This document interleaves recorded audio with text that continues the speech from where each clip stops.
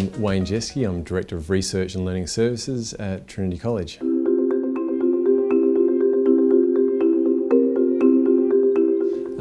In education, particularly in the early years 12 context, we've got an imperative to develop more complex competencies, and at the same time we've got more complexity in learner need, and we're often overwhelming teachers with these requirements and data that we've previously collected.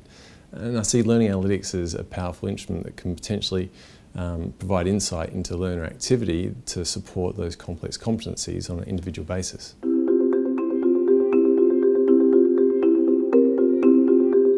In my school, like most, we don't really have the capacity to develop our own learning analytics. So we're mostly using the learning analytics that's part of the off-the-shelf learning management systems.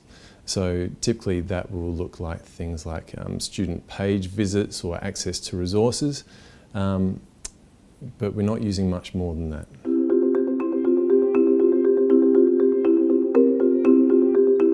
The limitations with the off-the-shelf learning analytics tends to be that as a teacher you might look at it briefly to get an indication of whether or not students are accessing your pages and particular resources.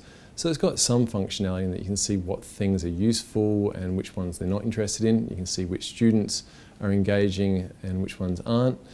So it provides you some insight into their activity and engagement, but it's not giving you a deep insight into the learner activity.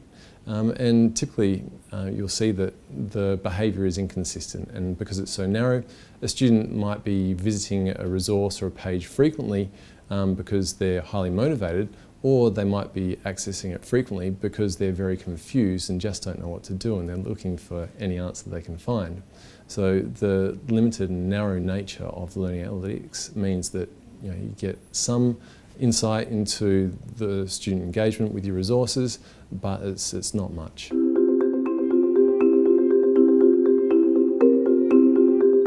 So if we could capture more about learner activity in a digital environment, it would be great if we could learn more about the way that they are engaging with resources in a richer way, the way that they are interacting with other students as well, so that we could pick up more about their self-regulated and socially shared regulation of learning. And that would allow the teacher then to identify more about the nature of the learner activity, so they can then provide the support they need, whether it be from some instruction or changing some of the resources or the learning activities.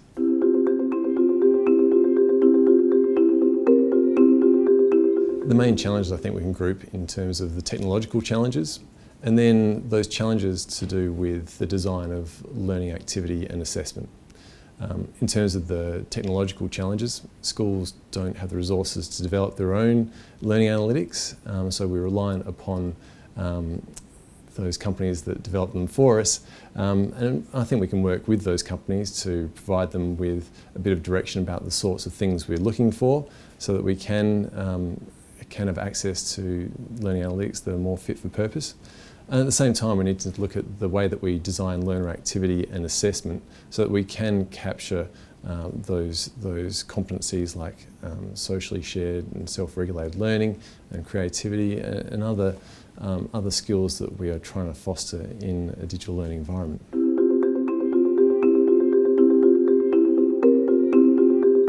Look, if you're just starting, I'd say embrace what's already there, explore what you have in the learning management system that you're working with, and start questioning it, so be critical of what it's providing you. I would engage the students in the conversation about it to provide a bit more insight into what it means and why they're doing what they're doing. Often the learning analytics dashboards can show you what the students are doing. It doesn't tell you why they're doing those things. So to get a good understanding of what you've got to start with is a good starting point. Beyond that, it'd be great if we can work with the developers or as a school when we're talking to companies, the vendors of the learning management systems, to engage, I think, in a discussion about what we do need, so that what we have available to us as classroom teachers becomes a bit more sophisticated, so that hopefully what we're getting out of it is a lot more useful and can help support student learning in a richer way than it currently does.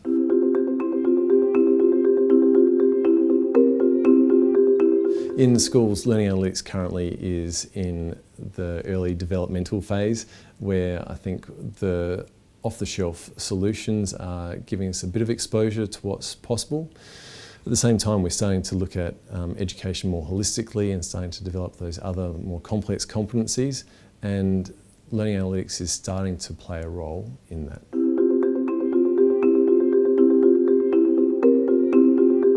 I think it's a really exciting time. I think in the next 5 years we're going to see the off-the-shelf learning management systems and their capacity develop so that we can connect data from other instruments like PAT tests and NAPLAN, as well as the other trace data that we're capturing from hopefully more sophisticated approaches to learner activity and assessment. And hopefully that we can capture that information and feed it back to the stakeholders, the students, the teachers, school leaders and potentially even parents in a way that doesn't overwhelm them with too much data, but rather can make sense of that data and feed it to them in a way that is timely and actionable so that they can support learners.